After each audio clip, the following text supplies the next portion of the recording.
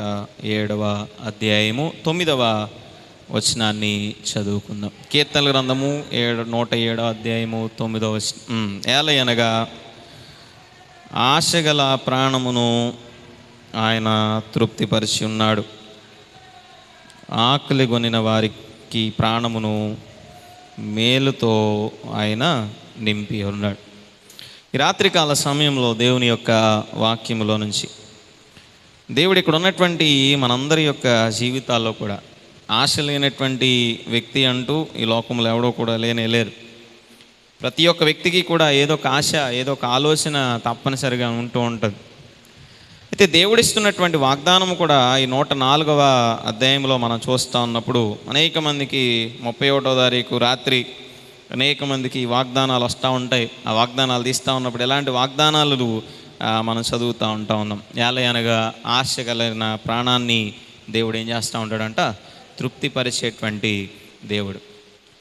ఈ లోకంలో అనేకమైనటువంటి విధానాల్లో, ఈ లోకంలో సమాధానం లేనటువంటి పరిస్థితుల్లో, తృప్తి లేనటువంటి పరిస్థితుల్లో, అది ఆత్మీయమైనటువంటి తృప్తి కావచ్చు, లేదా భౌతిక సంబంధమైనటువంటి తృప్తి కావచ్చు, మానసికమైనటువంటి తృప్తి కావచ్చు, లేనటువంటి ప్రజలు ఈ లోకంలో అనేక మంది జీవిస్తూ ఉన్నారు. నేటి దినాన్ని మనిషిని మనం చూస్తూ ఉన్నప్పుడు పైకి కనబడేటువంటి నవ్వు వెనకాల తృప్తి లేనటువంటి జీవితాలు, వేదనతో నిండినటువంటి జీవితాలు. పైకి ఒకవేళ సంతోషంగా పలకరిస్తూ ఉన్నప్పటికీ, పైకి చాలా ఆనందంగా కనబడుతూ ఉన్నప్పటికీ, వెనకాల వారి యొక్క ప్రాణాలు తృప్తిని కోరుకునేటువంటి పరిస్థితులు, వారి జీవితాల్లో అనేకమైనటువంటి ఇబ్బందులు గుండా, ఎవరికి చెప్పుకోలేనటువంటి మానసిక వేదన గుండా వెళ్తున్నటువంటి సందర్భాలు నేటి దినాన్న అనేక మంది జీవితాల్లో మనం చూస్తూ ఉన్నాం. కానీ దేవుడు నేటి దినాన్న ఒక చక్కని వాగ్దానాన్ని ఇస్తూ ఉన్నాడు. ఏంటి అంటే, ఆశ కలిగినటువంటి ప్రతి ఒక్క ప్రాణాన్ని ఆత్మీయమైనటువంటి ఆకలితో కావచ్చు, శారీరకమైనటువంటి ఆకలితో కావచ్చు, మానసిక సంబంధమైనటువంటి ఆకలితో కావచ్చు, అంటే దేని కొరకైతే తృప్తి లేక మానవుడు బాధపడుతూ ఉన్నాడో, ఆ మానవుడు పడుతున్నటువంటి బాధ నుంచి, ఆ మానవుడు పడుతున్నటువంటి కష్టం నుంచి దేవుడు తప్పనిసరిగా తృప్తిపరుస్తాను అనేటువంటి వాగ్దానాన్ని దేవుడు ఇస్తూ ఉన్నాడు. కానీ ఆ తృప్తిని పొందుకోవడానికి, ఆ మానసికమైనటువంటి, శారీరకమైనటువంటి, ఆత్మీయమైనటువంటి తృప్తిని మానవుడు తన జీవితంలో పొందుకోవడానికి, ఆ ప్రాణమును తృప్తిపరచుకోవడానికి మానవుడు చేయాల్సినటువంటి పనులేంటి? ఒక వస్తువును మనం కొన్నప్పుడు అది ఉపయోగపడుతుంది, కానీ దాన్ని ఉపయోగించాలి అంటే కొన్ని కండిషన్స్ ఉంటాయి తప్పనిసరిగా. మైకును కొనుక్కున్నాం, ఈ మైక్ కొన్న తర్వాత ఇది ఎలా ఉపయోగించాలి అంటే ఇందులో ఏం వేయాలి? బ్యాటరీ వేయాలి. బ్యాటరీ లేకుండా బుష్ అంటే కుదరదు. చర్చిలో కొనుక్కొచ్చాం కదా, బ్యాటరీ లేకుండా అయినా నువ్వు పని చేయాలి అంటే కుదరదు. సో దేవుడు ఇచ్చేటువంటి వాగ్దానములు కూడా అలాంటివే. నీ జీవితంలో దేవుడు వాగ్దానం నెరవేర్చాలి అంటే దేవుడు కంపల్సరీగా కొన్ని కండిషన్స్ అనేవి ఇస్తూ ఉన్నాడు మన యొక్క జీవితాలు. కండిషన్స్ ఫాలో అవ్వకుండా, దేవుని వాక్యము ఫాలో అవ్వకుండా, దేవుని వాక్యానుసారంగా కాకుండా ఎక్కడికో వెళ్తేనో ఏదో చేస్తేనో దేవుని ఆశీర్వాదాలు పొందేసుకుంటాము అంటే మాత్రం అది అబద్ధపు మాటలు తప్ప ఏమాత్రము కూడా కాదు. దేవుడు తృప్తిపరిచేటువంటి దేవుడు, మానవుడు కాదు తృప్తిపరిచేది. సహాయం చేసేటువంటిది కేవలం దేవుడు. పాస్టర్ గారో మరొకలో కాదు. ప్రాణమును తృప్తిపరిచేటువంటిది, ఆయాసమును తగ్గించేటువంటిది, లేదా ఆ పరిస్థితుల నుంచి, శోధల నుంచి విడిపించేటువంటిది దేవుడు మాత్రమే. మధ్యలో మానవుడు అనేటువంటి వాడు ఒక సేవకుడే కావచ్చు, ఒక సంఘమే కావచ్చు, ఒక వారధి లాంటిదే తప్ప దాన్ని చేసేటువంటి వాడు మాత్రం మన దేవుడు మాత్రం. సో మనం కోరుకునేది ఎవరు కోరుకున్నట్టుగా ఉంటే దేవుడు తృప్తిపరుస్తాడు. అంటే దేవుడు కోరుకున్నట్టుగా ఉంటే దేవుడు తృప్తిపరుస్తాడు. పాస్టర్ గారు కోరుకున్నట్టుగా ఉంటే పాస్టర్ గారు 10 సార్లు ప్రార్థన చేస్తాడేమో కానీ నీ అవసరతను తీర్చలేడు. నీ పక్కన ఉన్నటువంటి వ్యక్తి కోరుకున్నటువంటి రీతిలో ఉంటే ఆ వ్యక్తి నీ దగ్గర ఏదన్నా సహకారం ఉన్నంతసేపు నీకు ఉపయోగపడేవాడు కానీ ఉంటాడేమో కానీ అతడు పూర్తిగా నీ ప్రాణమును తృప్తిపరిచేటువంటి వాడు కాదు. నీ ప్రాణమును తృప్తిపరిచేది కేవలం నీ దేవుడు మాత్రమే. మరి ఈరోజు దేవుని వాక్యములో నుంచి దేవుడు మనల్ని తృప్తిపరచాలి అంటే మనలో ఉండాల్సినటువంటి ప్రాముఖ్యమైన లక్షణాలు ఏంటి? ఎలా ఉంటే మనం ఆశతో దేవుడిని అడుగుతూ ఉన్నప్పుడు దేవుడు మన ప్రాణములకు తృప్తినిచ్చేటువంటి వాడుగా ఉంటాడు. మనం అడిగిన ప్రతి ఒక్క అవసరతను దేవుడు తీర్చేటువంటి వాడుగా ఉంటాడు. నేటి దినాన్న మనం అడుగుతూ ఉన్నప్పటికీ కూడా ఒకవేళ వాటిని పొందుకోలేకపోతా ఉన్నాం, తృప్తి లేదు నా జీవితంలో అంటా ఉన్నాం అంటే దానికి కారణం ఒకవేళ ఇందులో ఉన్నటువంటి లక్షణాలు ఏవైనా మనలో లేవేమో వాటిని సరి చేసుకొని దేవుని సన్నిధానంలో మనం మొరపెడితే దేవుడు తప్పనిసరిగా వాగ్దానం చేసినటువంటి దేవుడు నమ్మదగిన వాడు. ఆయన తప్పనిసరిగా మన జీవితాల్లో కార్యం చేస్తాడు. సో మొట్టమొదటిగా మనం చూస్తూ ఉన్నప్పుడు యెషయా గ్రంథము 55వ అధ్యాయంలో, యెషయా గ్రంథము 55వ అధ్యాయంలో మొదటి నుంచి మనం చదువుతూ ఉన్నప్పుడు, దప్పికొనిన వారలారా నీళ్ల యొద్దకు రండి, రోకలు లేని వారలారా మీరు వచ్చి కొని భోజనము చేయుడి. రండి, రోకలు లేకపోయినను ఏమియో నీయకయే ద్రాక్షారసమును పాలను కొనుడి. ఆహారము కాని దాని కొరకు మీరేలా రోకలిచ్చెదరు?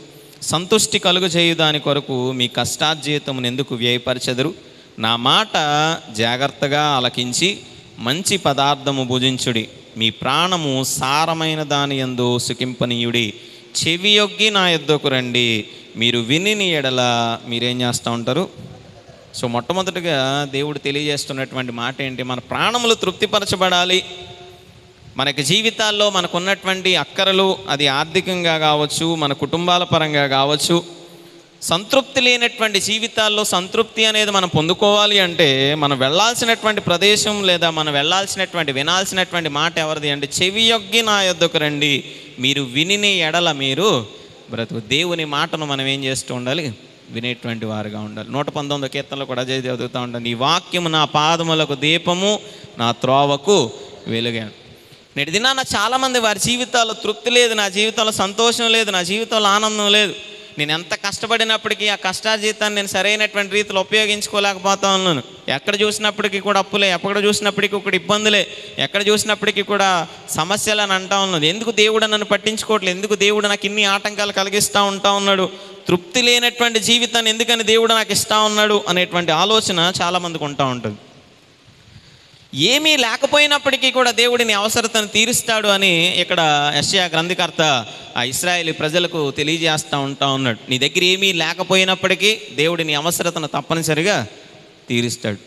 ఎలా తీరుస్తాడు అంటే, చెవియొగ్గి దేవుని మాటను జాగ్రత్తగా విని ఆయన మార్గములో మనము నడిచినేయాలి. దేవుని మాటను ఎవరైతే వినేటువంటి వారుగా ఉంటారో, దేవుని మీద ఎవరైతే దేవుని యొక్క మాటను విని ఆయన మార్గంలో నడిచేటువంటి వారుగా ఉంటారో, అలాంటి వారిని దేవుడు ఏం చేస్తూ ఉంటాడంట? తప్పనిసరిగా ఆశీర్వదించేటువంటి వాడుగా ఉంటాడు, బ్రతకనిచ్చేటువంటి వాడుగా ఉంటాడు.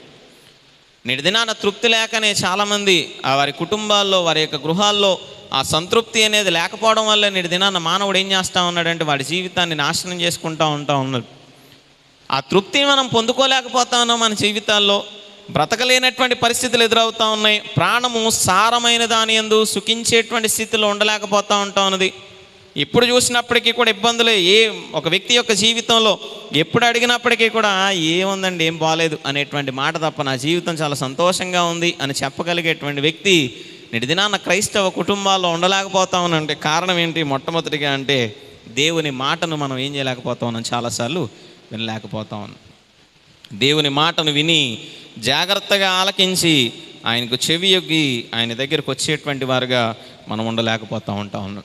ఒక్కసారి దేవుని యొక్క మాట విని ఆయన మార్గంలోనికి మనం వెళ్ళగలిగితే కనుక దేవుడు ఏం చేస్తాడంట, నేను మీతో నిత్య నిబంధన చేసేదను, దావీదుకు చూపిన శాశ్వత కృపను మీకు చూపేదను. దేవుడు ఎంత గొప్పవాడు అంటే, దేవుని యొక్క మాటను శ్రద్ధగా విని ఆయన మార్గంలో మనం నడిస్తే గనక ఆయన వాక్యము, ఆయన మాట మనల్ని ఒక సరైనటువంటి మార్గంలో నడిపించేదిగా ఉంటుంది, తృప్తినిచ్చేదిగా ఉంటుంది, మన శోధనల నుంచి మనల్ని విడిపించేటువంటిదిగా ఉంటుంది, మన యొక్క ఇబ్బందుల నుంచి మనల్ని తప్పించేదిగా ఉంటుంది. శారీరకమైనటువంటి పరిస్థితులే కావచ్చు, భౌతికమైనటువంటి పరిస్థితులే కావచ్చు, ఆత్మీయమైనటువంటి పరిస్థితులే కావచ్చు, అది ఎలాంటి సంతృప్తి లేనటువంటి జీవితమైనా దేవుడు తప్పనిసరిగా ఏమిస్తాడు? అందులో తృప్తినిచ్చేటువంటి వాడుగా ఉంటాడు. ఎవరైతే దేవుని మాటను విని దేవుని వెంబడించేటువంటి వారుగా ఉంటారు. యోహాను సువార్త 4వ అధ్యాయంలో ఒక స్త్రీ మనకు కనబడుతూ ఉంటుంది. సంతృప్తి లేనటువంటి జీవితాన్ని జీవిస్తూ ఉంది ఆ స్త్రీ. అప్పటి వరకు కూడా సమాజంలో ఒక గౌరవం అనేది లేదు, ఆ పట్టణంలో ఒక సరైనటువంటి గౌరవప్రదమైనటువంటి స్థితి ఉండదు ఆ యొక్క స్త్రీకి.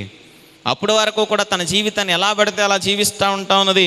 ఏమాత్రము సంతృప్తి లేనటువంటి జీవితంతోనే తన జీవితం ముందుకు వెళ్తూ ఉంటా ఉన్నది. కానీ ఒకానొక రోజున యేసుక్రీస్తు ఆమెతో మాట్లాడుతూ ఉన్నప్పుడు ఆమె దేవుని యొక్క మాటలను ఏం చేస్తూ ఉంది? జాగ్రత్తగా విన్నది. ఎవరు ఆ స్త్రీ అంటే సమరయ స్త్రీ.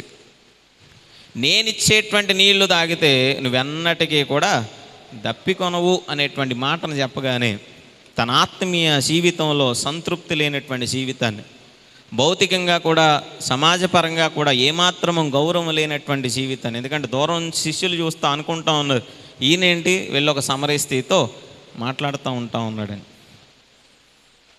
ఆ లోకంలో ఆనాటి దినాలలో ఏమాత్రము కూడా గౌరవం లేనటువంటి ఒక స్థితిలో ఉన్నటువంటి స్త్రీకి ఆత్మీయమైనటువంటి సంతృప్తినిచ్చింది క్రీస్తు యొక్క మాట ఆనాటి దినాన్న. భౌతిక పరంగా ఒక గ్రామాన్ని, ఆ పట్టణాన్ని, సమరయ పట్టణాన్ని రక్షించేటువంటి గొప్ప ధన్యతను, మరి ఆమె పేరు సమరయ స్త్రీ అని ఉంది, కనీసం ఆమె పేరు కూడా ఎవరికి తెలియదు, కానీ యేసు క్రీస్తు వారి యొక్క మాట వినడం ద్వారా నేటి దినాన మనందరం ఆమె గురించి గొప్ప సాక్ష్యాన్ని చెప్పుకుంటా ఉన్నాం. యెహోషువ కాలంలో రాహాబు అనేటువంటి ఒక స్త్రీని మనం చూస్తూ ఉన్నాం. ఆమెను గురించి పక్కనే ఒక మాట ఉంటుంది, రాహాబు ఒక వేశ్య. అసలు అలాంటి వారితో మాట్లాడటానికి ఇష్టపడతాం మనం? అలాంటి పనులు చేసేటువంటి వారితో ఎలా ప్రవర్తిస్తూ ఉంటారు? ఏదైనా చులకనగా చూస్తూ ఉంటారు.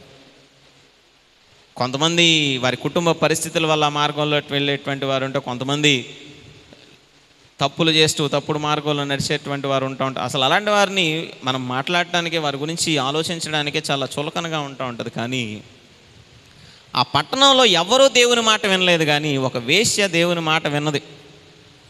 ఆ పట్టణంలో ఉన్నటువంటి వారు ఎవరు వారిని చేర్చుకున్నారో లేదో తెలియదు, కానీ ఆ రాహాబు అనేటువంటి వేశ్య మాత్రం దేవుని మాట వింటే, ఈరోజు దేవుని మాట విని నేను వీళ్ళని చేర్చుకుంటే నా జీవితం తృప్తికరంగా ఉంటుంది, నా ప్రాణము ఆశీర్వదించబడింది, నా కుటుంబం ఆశీర్వదించబడిందని నమ్మింది.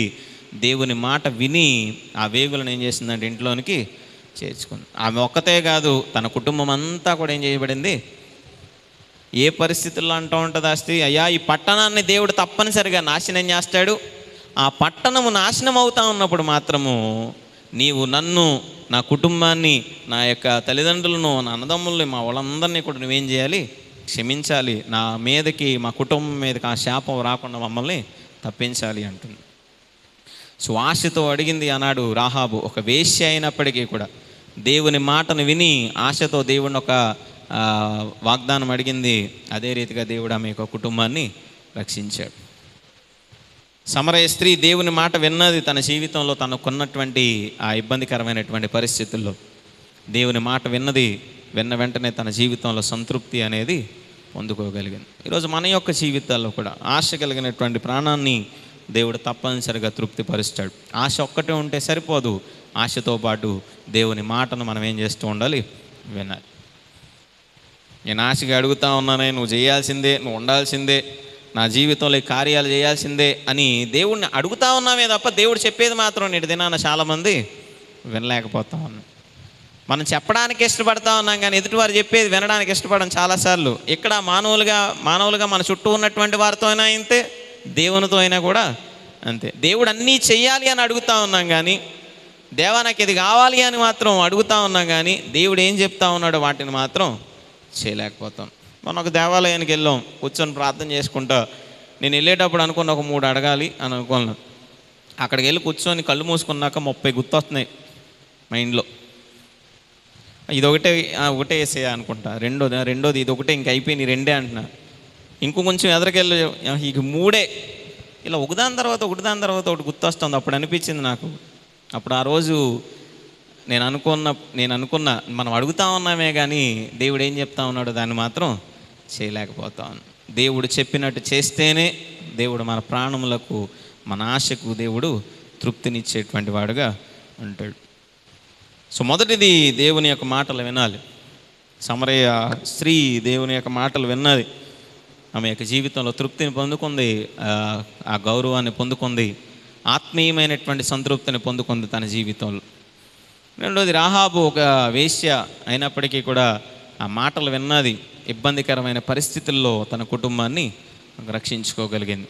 అదే లోకా సువార్తలో జక్కయ్య కూడా కనపడతాడు మనకి. జక్కయ్య నువ్వు తిరిగి త్వరగా దిగిరా అని పరుగున కిందకి దిగి వచ్చాడు. అంతే తప్ప బెబ్బెబ్బే నేనేదో చూడటానికి వచ్చానే, నాకు నీకు సంబంధం లేదు, నీ దారి నీదే, నా దారి నాదే, నాకు బౌలంత వడ్డీ వ్యాపారం ఉంది అక్కడ, నువ్వు రమ్మనగానే నేను వచ్చేస్తే నా పరిస్థితి ఏంటి, అమ్మో నా డబ్బులన్నీ పోతాయని అనుకుని వెనక్కి తిరిగి ఉండుంటే ఆనాడు ఆ ఇంటికి ఏమొచ్చి ఉండేది కాదు, రక్షణ వచ్చి ఉండేది కాదు. జక్కయ్యని తిట్టుకున్నారు అంతకాలము కూడా. ఒక పాపి ఇంటికి యేసుక్రీస్తు వెళ్తా ఉన్నాడు ఏంటి అని అప్పుడు కూడా యేసుక్రీస్తు ఆ ఇంటికి వెళ్తా ఉంటే ఒక పాపి ఇంటికి వెళ్తా ఉన్నాడు, ఒక దుర్మార్గుడి ఇంటికి వెళ్తా ఉన్నాడు, ఇతను అందరి దగ్గర కూడా అన్యాయంగా సంపాదిస్తూ ఉన్నాడు కదా, ఇలాంటి వాడి ఇంటికి వెళ్తా ఉన్నాడు అని అనుకున్నాడు. కానీ అలాంటి దుర్మార్గుడైనటువంటి జక్కయ్యకు, అలాంటి చెడ్డ పేరుతో ఉన్నటువంటి జక్కయ్యకు దేవుని మాట వినడం వల్ల ఏ పేరు దక్కింది అంటే ఇతను అబ్రహాము యొక్క కుమారుడే. ఈరోజు ఆ ధన్యత జక్కయ్య పొందుకున్నాడు. అప్పటి వరకు సంతృప్తి ఉండదు జక్కయ్య జీవితం. అంత సంపాదిస్తూ ఉన్నప్పటికీ డబ్బు అయితే ఉందేమో కానీ సంతృప్తి లేదు.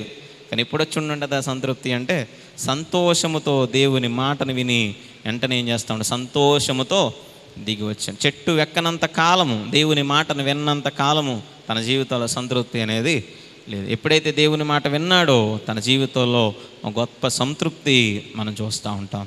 ఈరోజు మన జీవితాల్లో కూడా అడగటం మాత్రమే కాదు, ఆశ ఉన్నది జక్కయ్య జీవితంలో. చూడాలనేటువంటి ఆశతో పైకి ఎక్కాడు, కానీ చూసినప్పుడు కాదు జక్కయ్య జీవితంలో వచ్చింది సంతృప్తి.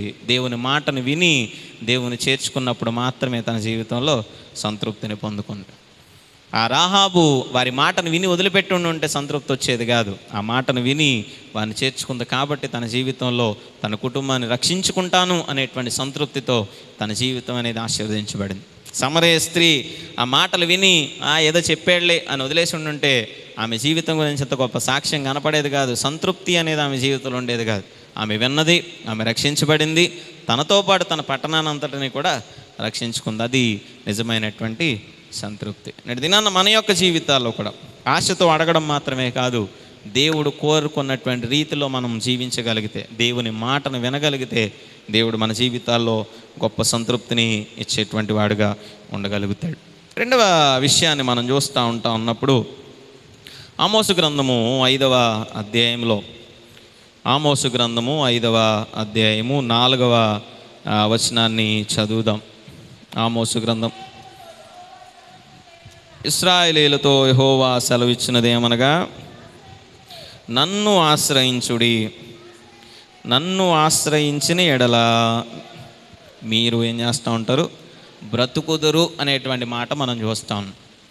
రెండవది, దేవుడు మన జీవితాల్లో సంతృప్తిని ఇవ్వాలి, దేవుడు మనల్ని బ్రతికించాలి, మన జీవితాల్లో దేవుడు తన కృపను దయచేయాలి అంటే దేవుడు చెప్తున్నటువంటి రెండవ ఆజ్ఞ లేదా రెండవ మాట ఏంటి అంటే మనం ఏం చేస్తూ ఉండాలంటే దేవుణ్ణి ఆశ్రయించేటువంటి వారుగా ఉండాలి. మన కష్టాలలో, మన యొక్క ఇబ్బందికరమైనటువంటి పరిస్థితుల్లో చాలాసార్లు మనం ఏం చేస్తూ ఉన్నామంటే మనుషులను ఆశ్రయించేటువంటి వారుగా ఉంటా ఉన్నాం. మనుషులను ఆశ్రయించుట కంటే యెహోవాను నమ్ముకొనుట. నేటి దినాన చాలామంది ముందు మనుషుల దగ్గరికి వెళ్తూ ఉన్నాం, లేదా మన జ్ఞానం మీద మనం ఆధారపడుతూ ఉంటాం. చాలాసార్లు మన యొక్క ఆలోచన మీద మనం ఆధారపడుతూ ఉంటాం. నాకు తెలిసిలే అన్నీ అని అనుకునేటువంటి రీతిలో మనం ఉండిపోతూ ఉంటాం చాలాసార్లు. కానీ దేవుని యొక్క వాక్యం సెలవిస్తూ ఉంది, మీరు రక్షించబడాలి అంటే, మీరు బ్రతికించబడాలి అంటే, మీరు తృప్తిపరచబడాలి అంటే మీ జీవితాల్లో, మన జీవితాల్లో మనం ఆశ్రయించాల్సినటువంటి వ్యక్తి ఎవరు అంటే కేవలం దేవుడు మాత్రమే. ఎవరైతే దేవుని ఆశ్రయించేటువంటి వారుగా ఉంటారో వారి జీవితాల్లో ఎటువంటి కొదువా లేకుండా దేవుడు ఏం చేస్తాడంట, బ్రతికించేటువంటి వాడుగా ఉంటాడు, తృప్తిపరిచేటువంటి వాడుగా ఉంటాడు. ఆశ కలిగి దేవుణ్ణి అడుగుతా ఉన్నాం, అయ్యా నాకు ఇది కావాలి అని దేవుణ్ణి అడుగుతా ఉన్నాం. కానీ అవసరతను తీర్చుకోవడానికి మాత్రం మనుషుల మీదలో, మన సొంత జ్ఞానం మీదనో, మన సొంత తెలివితేటల మీదనో, మన వెనకాల ఉన్నటువంటి వ్యక్తుల మీదలో మనం ఆధారపడుతూ ఉన్నాం. కానీ దేవుని మీద మనం చాలాసార్లు ఏం చేయలేకపోతా ఉన్నాం, ఆధారపడలేకపోతా ఉన్నాం. సో అడగడమేమో దేవుణ్ణి అడుగుతా ఉన్నాం నాకు ఇది కావాలి అని, కానీ ఆ మేలు కొదువైపోతూ ఉంది మన జీవితాల్లో. ఆ ఆశీర్వాదాన్ని మనం పొందుకోలేకపోతా ఉన్నాం అంటే కారణం దేవుని మీద ఆశ్రయించేటువంటి కంటే, దేవుణ్ణి ఆశ్రయించేటువంటి వారి కంటే వారి బలమునో, వారి యొక్క ఘనతనో, వారి కీర్తినో, లేదా మన యొక్క జ్ఞానాన్నో మనం ఆశ్రయిస్తూ ఇది చాలే అనుకునేటువంటి రీతిలో నిడిదినాన్నుంటూ చాలాసార్లు మనం ఏమైపోతా ఉన్నాం, ఓడిపోతా ఉన్నాం. దేవుణ్ణి ఆశ్రయించినటువంటి వారు తప్పనిసరిగా నిలవబడేటువంటి వారుగా ఉంటారు. ఎన్ని ఆటుపోట్లు ఎదురైనా, ఎన్ని ఇబ్బందులు ఎదురైనా, ఎన్ని కష్టాలు ఎదురైనా, సొంత జ్ఞానం మీద, సొంత ఆలోచన మీద, మనుషుల మీద మనం ఆధారపడితే మనుషులు ఈరోజు మనతో అవసరం ఉన్నప్పుడు మనకు సహాయం చేస్తారు. ఈరోజు మనుషులు మనతో అవసరం ఉన్నప్పుడు మన వెనకాల నిలబడతారు. ఈరోజు మనుషులు మన దగ్గర ఏదో ధనం ఉన్నప్పుడు, సంపద ఉన్నప్పుడు, మంచి పేరు ఉన్నప్పుడు, ఉద్యోగం ఉన్నప్పుడు మన వెనకాల తిరుగుతారు. కానీ రేపటి దినాన్ని ఏదైనా ఇబ్బందికరమైన పరిస్థితులు ఏదైతే ఎవర్రా నువ్వు అనేటువంటి స్థితిలోనికి మారిపోతారు. కానీ నీ దేవుడు, మన దేవుడు ఎన్నడూ కూడా అలా విడిచిపెట్టేటువంటి దేవుడు కాదు. అందుకే దేవుని యొక్క వాక్యం సెలవిస్తూ ఉంటున్నటువంటి మాట, యెహోవా యందు భయభక్తులు కలిగినటువంటి వారికి, దేవుని యందు భయభక్తులు కలిగి ఎవరైతే ఆయన ఆశ్రయిస్తారో అలాంటి వారికి ఏ మేలును కొదువు లేకుండా దేవుడు తీర్చేటువంటి వాడిగా ఉంటాడు. కీర్తనాకారుడు 34వ అధ్యాయంలో దావీదు తెలియజేస్తూ ఉన్నాడు, సింహపు పిల్లలు లేమి గలవై ఆకలి కొనును, యెహోవాను ఆశ్రయించు వారికి ఏ మేలును కొదువై ఉండదు. ఏ మేలు కూడా కొదువు లేకుండా దేవుడు ఏం చేస్తూ ఉంటాడు? సహాయం చేసేటువంటి వాడుగా ఉంటాడు. ఈరోజు మన సొంత జ్ఞానం మీద ఆధారపడితే ఏదో ఒక మేలు, ఏదో ఒక చోట ఏదో ఒక నష్టం, ఏదో ఒక ఇబ్బంది ఎదురయ్యేదిగా ఉండవచ్చేమో. మనం అనుకున్నటువంటి వాటిలో కొన్ని నెరవేరేవిగా ఉంటాయి, కొన్ని నెరవేరనటువంటి పరిస్థితులు ఎదురయ్యేవిగా ఉంటాయి. మన సొంత జ్ఞానంతో మనం ప్రవర్తిస్తే కొన్ని పొందుకుంటాం, కొన్ని పొందుకోలేనటువంటి పరిస్థితులు ఎదురయ్యేవిగా ఉంటాయి. కానీ దేవుని మీద ఎవరైతే ఆశ్రయించేటువంటి వాడుగా ఉంటాడు, యెహోవాను ఆశ్రయించినటువంటి నరుడు ధన్యుడు అని కీర్తనాకారుడు సెలవిస్తూ ఉన్నాడు. ఆ 34వ అధ్యాయం అంతా కూడా మనం చూస్తూ ఉన్నప్పుడు దేవుని ఆశ్రయిస్తే గనక, దేవుని మీద ఆధారపడితే గనక దేవుడు ఎంతగా వారిని దీవిస్తాడో, ఎంతగా దేవుడు వారిని హెచ్చిస్తాడో, దేవుడు ఎంతగా వారిని ఆశీర్వదిస్తాడో, ఎంతగా దేవుడు వారి పట్ల కార్యాలు చేస్తాడో అనేటువంటి విషయాన్ని దావీదు చక్కగా తెలియజేస్తూ ఉన్నాడు. ఈరోజు మన యొక్క జీవితాల్లో, మన యొక్క కుటుంబాల్లో కూడా దేవుని ఆశ్రయించేటువంటి వారుగా మనము మన కుటుంబాలను, మనుషులను ఆశ్రయించుట కంటే యెహోవాను ఆశ్రయించుట మేలు. నీ చుట్టూ ఉన్నటువంటి వారు ఒకవేళ మనుషులను ఆశ్రయిస్తూ ఉండవచ్చేమో, మన చుట్టూ ఉన్నటువంటి వారు అనేక మందిని ఆశ్రయిస్తూ ఉండవచ్చేమో, వారి చుట్టూ ఉన్నటువంటి ఆ ధనం మీదనో ఉద్యోగం మీదనో ఆధారపడుతూ నాకేంట్లే అనేటువంటి ఆలోచనతో ఒకవేళ ఉండుతూ ఉండవచ్చేమో. కానీ ఈరోజు నీ జీవితంలో, నా జీవితంలో మనం నమ్ముకున్నటువంటి దేవుని మీద మనం ఆశ్రయించి, ఆయనను ఆశ్రయించి ఆయన మీద ఆధారపడితే మన జీవితాల్లో ఎటువంటి ఇబ్బంది వచ్చినా, ఏ మేలు అయినప్పటికీ కొదువు లేకుండా దేవుడే దానిని తీర్చేటువంటి వాడిగా ఉంటాడు. సో ప్రతి పరిస్థితిలో, ప్రతి ఒక్క సమస్యలో ఎన్ని ఆటంకాలు ఎదురైనప్పటికీ మనం ఆశ్రయించాల్సింది మాత్రం దేవుణ్ణి. రూతు యొక్క జీవితాన్ని మనం చూస్తూ ఉన్నప్పుడు నయోమి అంటూ ఉన్నది కదా, అమ్మ నాకు ఇంకేమీ లేదు, నా భర్త చచ్చిపోయాడు, నీ భర్త చచ్చిపోయాడు, ఇక నా దగ్గరంటూ నీకు అన్నం పెట్టడానికి కూడా ఏమీ లేదు, ఇక నేనేమో నా దేశానికి వెళ్ళిపోతా ఉన్నాను, నా ప్రాంతానికి వెళ్ళిపోతా ఉన్నాను, నాకు అక్కడ ఒక దేవుడు ఉన్నాడు, నేను అనవసరంగా ఆయన విడిచిపెట్టి నేను వచ్చేసాను, మీరు యవ్వన కాలంలో ఉన్నారు, మళ్ళీ వివాహం చేసుకొని మీ దారి మీరు చూసుకోండి, నేను ముసలిదాన్ని అయిపోయి నేను వెళ్ళిపోతా ఉంటాను అన్నప్పుడు రూతు ఏం చేస్తూ ఉంది? నీ దేవుడే నా దేవుడు, నీ దేశమే నా దేశం, నీ ప్రాంతమే నా ప్రాంతం, నువ్వు ఏ దేవుడిని అయితే ఆశ్రయిస్తా ఉన్నావో నేను కూడా అదే దేవుడిని ఆశ్రయిస్తాను తప్ప నేను మాత్రం తిరిగి వెనక్కి వెళ్ళను. దేవుడిని ఆశ్రయించింది రూతు, ఒక అన్యురాలైనటువంటి రూతు దేవుడిని ఆశ్రయించింది అన్నాడు. దేవుని మీద ఆధారపడింది, కష్టకాలంలో ఆధారపడింది.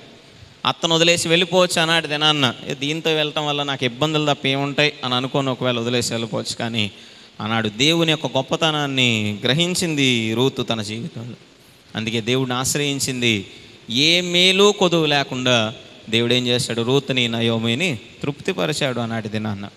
ఆశ కలిగి దేవుని మార్గంలో నడిచారు అన్నాడు దినాన్న. దేవునిపై ఆధారపడ్డ రాజు ఆ ఇద్దరు, దేవుడు వారి ప్రాణములను ఏం చేశాడంట? తృప్తిపరిచాడు. ఆ రోజు వెళ్ళింది కాబట్టి ఆశీర్వదించబడింది, ఆ యొక్క గొప్ప కీర్తిని, ప్రతిష్టను పొందుకోగలిగింది, యేసుక్రీస్తు వంశావళిలో పేరును సంపాదించుకుంది, ఎన్ని గొప్ప ధన్యతలు పొందుకుంది రూతు.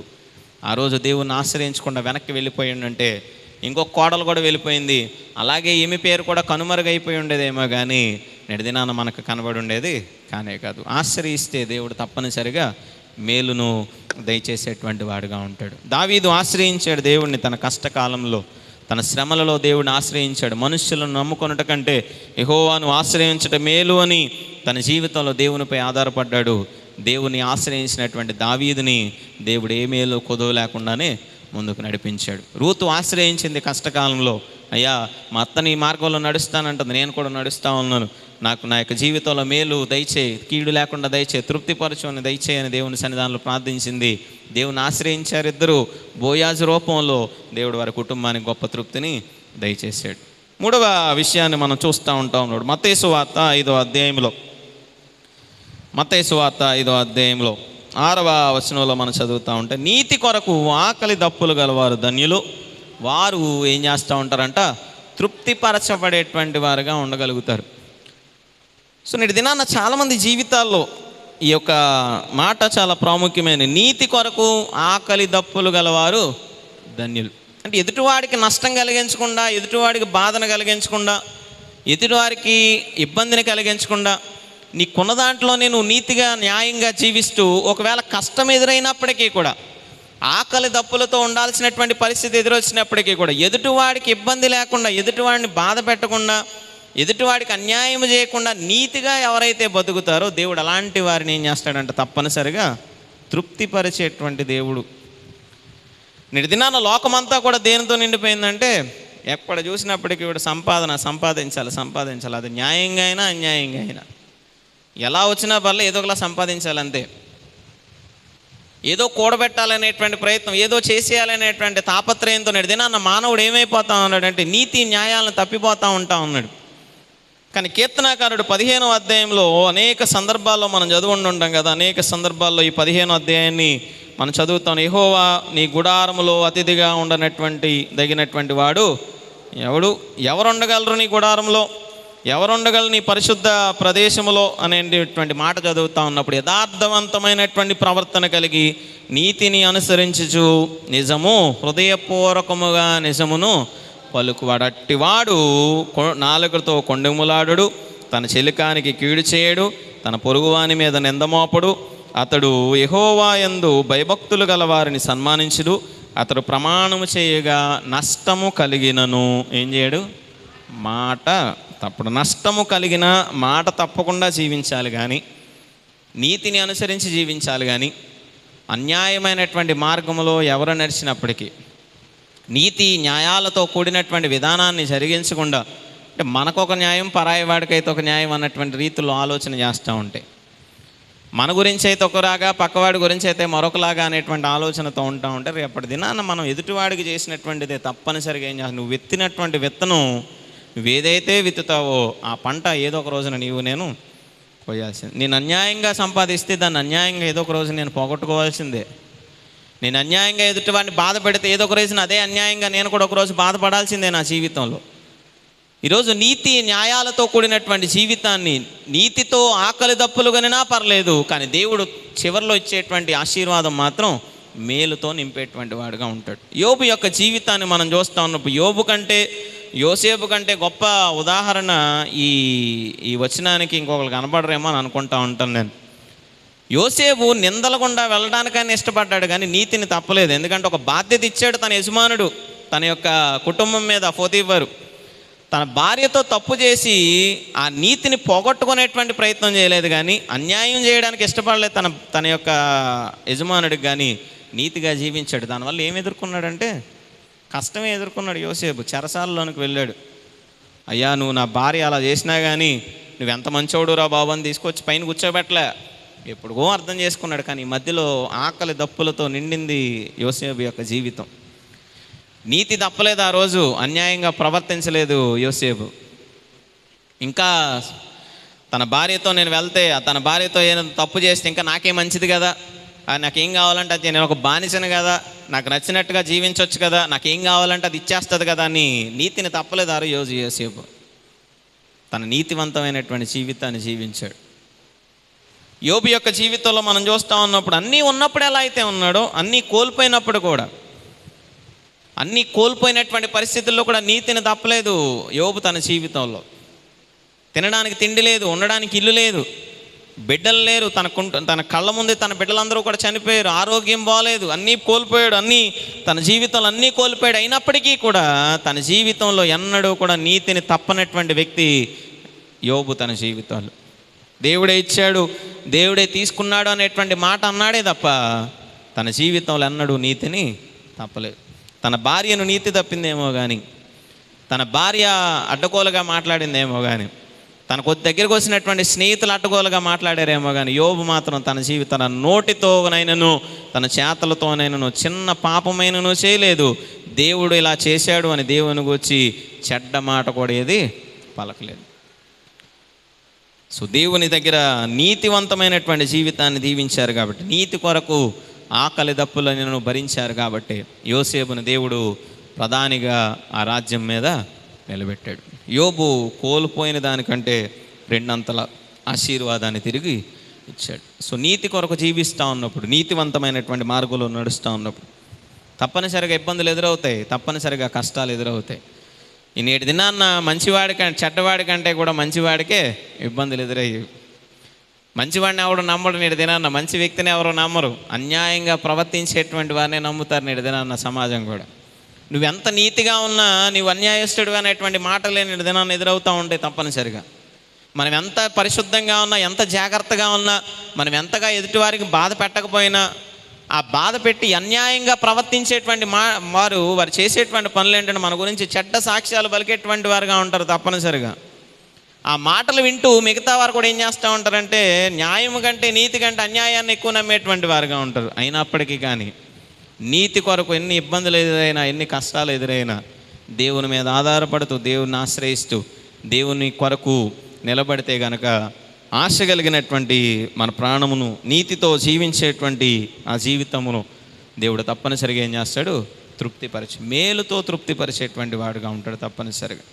యోబును తృప్తిపరిచినటువంటి రీతిగా, యోసేపును తృప్తిపరిచినటువంటి రీతిగా దేవుడు మనల్ని, మన కుటుంబాల్ని ఆ యొక్క ఇబ్బందికరమైన పరిస్థితుల్లో నీతి కొరకు నిలబడినప్పుడు ఒకవేళ మాటలు పడవచ్చు, ఇబ్బందులు పడవచ్చు, ఆటంకాలు ఎదురవుతూ ఉండవచ్చు. యోసేపును నమ్మలేదు, తను చెప్పినప్పటికీ తన తప్పు చేసినటువంటి భార్యను నమ్మాడే కానీ తప్పు చేయలేదు అని చెప్పినటువంటి యోసేపును నమ్మలేదు ఆనాటి సమాజం. యోబును అంతా కోల్పోయినప్పటికీ దేవుని మీద ఆధారపడుతూ ఉంటే ఒక పిచ్చివాళ్ళ చూసింది భార్య నమ్మలేదు, తన స్నేహితులు నమ్మలేదు, ఎవరూ నమ్మలేదు. కానీ నీతిగా దేవుని మీద ఆధారపడ్డాడు యోబు. అందుకే దేవుడు అతన్ని ఆశీర్వదించాడు. నీ చుట్టూ ఉన్నటువంటి వారు ఎవరు నమ్మకపోయినప్పటికీ నీ నీతివంతమైనటువంటి జీవితాన్ని దేవుడు చూస్తే దేవుడే నిన్ను ఆశీర్వదించేటువంటి వాడుగా ఉంటాడు. నీతి కొరకు ఆకలి దప్పులు కనటువంటి వారు ధన్యులు. అలాంటి వారిని దేవుడు ఏం చేస్తాడంట? తృప్తిపరిచేటువంటి వాడుగా ఉంటాడు. చివరిగా మనం చూస్తూ ఉన్నప్పుడు సామెతల గ్రంథంలో 19వ అధ్యాయంలో 23వ వచనాన్ని చదువుదాం. సామెతల గ్రంథము 19వ అధ్యాయం 23వ వచనం. యెహోవా యందు భయభక్తులు కలిగి ఉండుట జీవ సాధకము, అట్టి కలిగిన వాడు తృప్తుడై అపాయము లేకుండా బ్రతుకును. యెహోవా యందు ఏం కలిగి ఉండాలంట?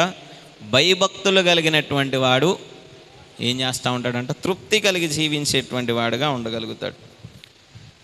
అది జీవ సాధకము. దేవుని మీద ఎవరైతే ఆధారపడతారో, దేవుని యందు భయభక్తులు కలిగి ఉంటాడో అలాంటి వాడు జీవ సాధకమైనటువంటి ఎంత జాగ్రత్తగా ముందుకు నడిచేటువంటి వాడు. ఏ అపాయము అతనికి కలగకుండా, ఏ శోధన అతనికి రాకుండా దేవుని యందు భయభక్తులు కలిగి ఉంటాడు. కాబట్టి మిగతా తప్పులు చేయడానికి అన్నడూ కూడా ముందడుగు వేయడు. దేవుడంటే భయం లేనివాడే తప్పు చేస్తాడు ఈ లోకంలో. దేవుడంటే భయం ఉన్నవాడు తప్పు చేయడు. సొలొమోను యొక్క జీవితంలో మనం చూస్తూ ఉన్నప్పుడు సొలొమోనుకి మొదట్లో ఉన్నటువంటి భయం తర్వాత లేదు. మొదట్లో దేవుని మీద తనకున్నటువంటి భయము, మొదట్లో దేవుని యందు తనకున్నటువంటి భక్తి, దేవుని మీద ఆధారపడినటువంటి విధానం, సొలొమోనే చెప్తున్నటువంటి మాటలు, అయా దేవుని యందు భయభక్తులు కలిగి ఉండుట జీవసాధకము, అలాంటి వాడు తృప్తుడై అపాయము లేకుండా ఉండును. దేవుని మీద భయభక్తులు కలిగి జ్ఞానాన్ని సంపాదించుకున్నాడు సొలొమోను. ఆ జ్ఞానం చూసి చుట్టూ ఉన్నటువంటి రాజ్యాలు ఏమైపోయినాయి అంట? సొలొమోనుకి గడగడలాడిపోయినాయి. సొలొమోను అంటే భక్తి పెరిగింది, సొలొమోను అంటే భయం పెరిగింది. ఎవడో యుద్ధం చేయడానికి కూడా ధైర్యం చేయలే, ఎవడో వెళ్ళి మాట్లాడటానికి ధైర్యం చేయలే, ఎవడో కూడా కనీసం అతన్ని చూడటానికి కూడా ఏమాత్రం కూడా ధైర్యం చేసినటువంటి వారు కాదు. ఇంకా కప్పాలు చెల్లించారు. తృప్తిగా ఉంది రాజ్యం అంతా కూడా, ఏ అపాయము లేకుండా ఉంది రాజ్యం అంతా కూడా. కానీ ఎప్పుడైతే భక్తిని కోల్పోయాడో, ఎప్పుడైతే తన తగ్గింపును కోల్పోయాడో, తన జీవితంలో ఇబ్బందికరమైనటువంటి పరిస్థితులకుండా తన జీవితము కొనసాగినటువంటి విధానాన్ని మనము జ్ఞాపకం చేసుకుంటా ఉన్నాం. దేవుని యందు భయభక్తులు కలిగిన వాడు ఆశీర్వదించబడేటువంటి వాడుగా ఉంటాడు. దేవుని యందు భయభక్తులు కలిగిన వాడు తృప్తిపరచబడేటువంటి వాడుగా ఉంటాడు. ఏ వ్యక్తి అయితే దేవుని మీద భక్తిని కోల్పోతాడో, ఏ వ్యక్తి అయితే దేవుడు అంటే భయాన్ని కోల్పోతాడో, తప్పనిసరిగా వారి జీవితంలో ఇబ్బందికరమైన పరిస్థితులు ఎదురయ్యేవిగా ఉంటాయి. సొలొమోను వంటి గొప్ప జ్ఞానవంతుడే, సొలొమోను వంటి గొప్ప ఐశ్వర్యవంతుడే, సొలొమోను వంటి ఆ గొప్ప ఆశీర్వాదాన్ని పొందుకున్నటువంటి వ్యక్తే. ఒకప్పుడు అతను చూసి భయపడినటువంటి సమాజం, ఒకప్పుడు అతను చూసి గౌరవించినటువంటి రాజ్యం, ఒకప్పుడు అతను చూసి అయ్యా నీ వంటి గొప్ప జ్ఞానవంతుడు లేడు అని చెప్పినటువంటి ఆ పరిస్థితుల్లో అతను మరణించిన తరువాత అతను కుమారుడి దగ్గరికి వెళ్ళి వాళ్ళు చెప్తున్నటువంటి మాట ఏంటి అంటే, నీ తండ్రి మా మీద ఏం పెట్టాడు? భయంకరమైనటువంటి భారాన్ని పెట్టాడు. అంటే అతన్ని ఎలా చూశారు? తర్వాత చెడ్డవాడుగానే చూశారు సొలొమోన్ని. ఎవరు మంచివాడని గుర్తించలే. మంచివాడిగా ఎవరు కూడా అతన్ని చూడలే. ఎందుకంటే తన ప్రవర్తన ఏమైపోయిందంట, మారిపోయింది. ఈరోజు మన జీవితాల్లో కూడా దేవుని యందు భయభక్తులు కలిగిన వాడిని దేవుడు ఆశీర్వదించేటువంటి వాడుగా ఉంటాడు. 128వ కీర్తనలో మనం చదువుతూ ఉంటాం కదా, యెహోవా యందు భయభక్తులు గలవాడు ఈలాగు ఆశీర్వదించును. పిల్లలను చూచేటువంటి భాగ్యాన్ని, భోజనపు బల చుట్టూ బిడ్డలు ఉండేటువంటి భాగ్యాన్ని, ద్రాక్ష చెట్టు వలె భార్య ఫలించే భాగ్యాన్ని, కావలసినటువంటి ఆశీర్వాదాన్ని, ఒక కుటుంబానికి ఏం కావాలో అవన్నీ అందులో కనపడతా ఉన్నాయి. అంతకన్నా ఏం కావాలో కుటుంబానికి కావాల్సింది ఏంటి అంటే అదే. వివాహమైన తర్వాత బిడ్డలు కావాలి, బిడ్డలు వచ్చిన తర్వాత మనవరాలను చూడాలి. అయ్యా జీవితకాలం అంతా సంతోషంగా ఎలా ఉంటే చాలా, ఎంతకన్నా ఏం కాదు, మాకు కావాల్సింది ఇదే అనేది నేటి దినాన్న మానవుని యొక్క సంతృప్తి. ఆశతో దేవుణ్ణి అడిగేది మనం ఏంటి అంటే అదే. ఆ ఆశ తృప్తి పరచబడాలి అంటే మన జీవితాల్లో ఉండాల్సింది దేవుని యందలి భయభక్తులు. సో నేటి దినాన్న మనము జ్ఞాపకం చేసుకున్నటువంటి మాటల్లో, దేవుని యొక్క మాటలు విని ఎవరైతే రూపాంతరపరచబడతారు, ఎవరైతే తమ జీవితాలను మార్చుకుంటారు, అది జక్కయ్య వలె కావచ్చు, సమరయ స్త్రీ వలె కావచ్చు, దేవుడు అలాంటి వారిని తృప్తిపరిచేటువంటి వాడుగా ఉండగలుగుతాడు. సో ఎవరైతే దేవుడిని ఆశ్రయించేటువంటి వారుగా, దేవుని మీద ఆధారపడేటువంటి వారుగా ఎవరైతే ఉండగలుగుతారు, అదొక దావీదు వలె కావచ్చు, లేదా రూతు నయోమీల వలె కావచ్చు, ఏ వ్యక్తి అయితే దేవుడిని ఆశ్రయిస్తాడో, ఏ వ్యక్తి అయితే దేవుని మీద ఆధారపడతాడో, అలాంటి వారి జీవితాల్లో దేవుడు ఆశ కలిగినటువంటి వారి ప్రాణములను తృప్తిపరిచి సంతృప్తితో దేవుడు నింపేటువంటి వాడుగా ఉంటాడు. ఏ వ్యక్తి అయితే నీతిగా జీవిస్తాడో, ఒక యోబు వలె కావచ్చు, ఒక యోసేపు వలె కావచ్చు, ఎన్ని కష్టాలు ఎదురైనా, ఎన్ని ఇబ్బందులు ఎదురైనా, ఇచ్చినటువంటి మాట కొరకు దేవుని మీద ఉన్నటువంటి భయముతో ఎవరైతే నీతిగా జీవిస్తాడో, అలాంటి వారు ఒకవేళ కష్టాలు ఎదురైనప్పటికీ ఆ తరువాత మాత్రం దేవుడు తప్పనిసరిగా ఏం చేస్తాడు, మేలుతో తృప్తిపరిచేటువంటి వాడుగా ఉండగలుగుతాడు. ఎవరైతే దేవుని యందు భయభక్తులు కలిగి జీవించేటువంటి వాడుగా ఉంటాడు, దేవుని యందు భయభక్తులు కలిగినటువంటి సొలొమోనును ఎంతగా అయితే దేవుడు ఆశీర్వదించాడు, ఎంతగా అయితే హెచ్చించాడు, ఆ రీతిగా దేవుడు తృప్తిపరిచేటువంటి వాడుగా ఉంటాడు. ప్రతి ఒక్క అవసరతను తీర్చేటువంటి వాడుగా ఉంటాడు. ఏ అపాయమో వారి మీదకి రాకుండా దేవుడు ఏం చేస్తాడు, కాపాడేటువంటి వాడుగా ఉంటాడు. మరి నేటి దినాన్న మన యొక్క జీవితాల్లో కూడా ఈ 107వ కీర్తన 9వ అధ్యాయంలో ఉన్నటువంటి ఈ యొక్క వాగ్దానమును దేవుడు మన జీవితాల్లో నెరవేర్చాలి అంటే, ఆశ కలిగినటువంటి మన ప్రాణాలను దేవుడు తృప్తిపరచాలంటే, ఈరోజు మన కుటుంబాల్లో ఒకవేళ ఏదైనా శోధన అనేటువంటి ఆశతో ఉంటూ ఉన్నప్పటికీ, అనారోగ్యం అనేటువంటి ఇబ్బందితో బాధపడుతూ ఆశతో ప్రార్థన చేస్తూ ఉన్నప్పటికీ, ఆర్థికపరమైనటువంటిదైనా ఇబ్బందిదైనా ఏదైనప్పటికీ కూడా, సమాధానం లేనటువంటి పరిస్థితి ఏదైనప్పటికీ కూడా, మన ప్రాణాలకు నెమ్మదిని ఇవ్వనటువంటి ఏ పరిస్థితి నుంచి అయినా విడుదల పొందాలి, దేవుడు మన యొక్క జీవితాల్లో తృప్తినివ్వాలి అంటే మనం చేయాల్సినటువంటి పనులు అవే. దేవుని ఆశ్రయించేటువంటి వారుగా ఉండాలి, దేవుని యొక్క మాటను వినేటువంటి వారుగా ఉండాలి, నీతికి కట్టుబడి జీవించేటువంటి వారుగా ఉండాలి, దేవుని అందులో భయభక్తులు కలిగి జీవించాలి. ఏ వ్యక్తి అయితే అలా ఉండగలుగుతాడో, ఏ వ్యక్తి అయితే అలా ఉండగలుగుతుందో, అలాంటి వారి జీవితంలో దేవుడు తప్పనిసరిగా గొప్ప మేలులను చేయించేటువంటి వాడు, మేలుతో తృప్తిపరిచేటువంటి వాడుగా ఉండగలుగుతాడు. మరి దేవుడు అట్టి కృపను, అట్టి ఆశీర్వాదాన్ని మనకి, మన కుటుంబాలకి అనుగ్రహించి కాపాడునగాక. ఆమేన్. చిన్న ప్రార్థన చేసుకుందాం. పరిశుద్ధ మౌనతర శ్రేష్టమైన మనకి వందనాలు, స్తోత్రాలు. మరొకసారి ఈ యొక్క రాత్రికాల సమయంలో నీ యొక్క మాటల చేత మాతో మాట్లాడిన విధానాన్ని బట్టి వందనాలు, స్తోత్రాలు. అయ్యా, మా జీవితాల్లో ఆశతో నీ సన్నిధానంలో ప్రార్థిస్తూ ఉన్నప్పుడు మమ్మల్ని తృప్తిపరిచేటువంటి గొప్ప దేవుడవు అని వాగ్దానం చేస్తూ ఉన్నాం.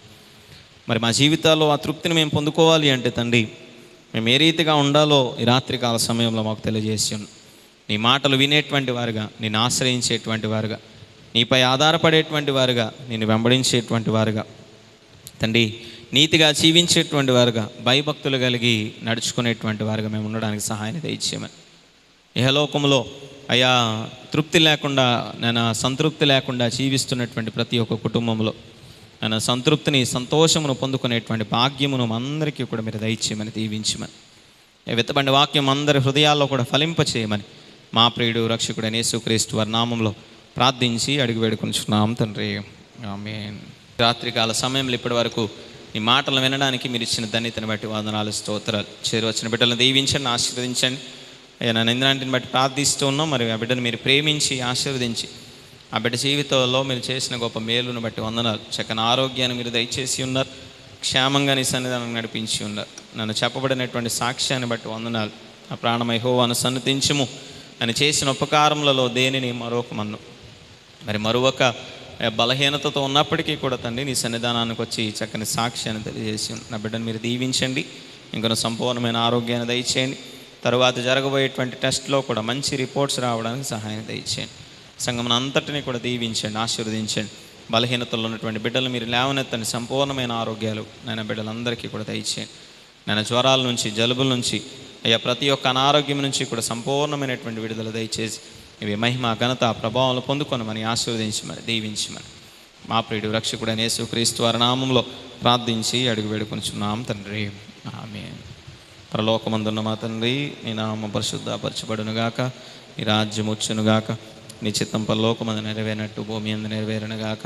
మన దినాహారం నేడు మాకు దయచేయము. మెడల అపరాధము చేసిన వారిని మేము క్షమించిన ప్రకారం అపరాధం క్షమించము. మమ్మల్ని శోధనలకు తేక దుష్టులను తప్పించుము. ఎందుకనగా రాజ్యము, శక్తి, మహిమ నిరంతరము నీవెన్నావు తండ్రి, ఆమేన్. మన తండ్రి అయిన దేవుని ప్రేమ, ప్రభువైన యేసుక్రీస్తు వారి యొక్క కృప, పరిశుద్ధాత్మ యొక్క అన్యోన్య సహవాసము, సమాధానము, దీవెన కూడిన మనకును సకల పరిశుద్ధులకును చేరువచ్చిన ప్రతి ఒక్క కుటుంబానికి ఇప్పుడు ఎల్లప్పుడు తోడై ఉండి సదా దీవించి ఆశీర్వదించి కాపాడునుగాక.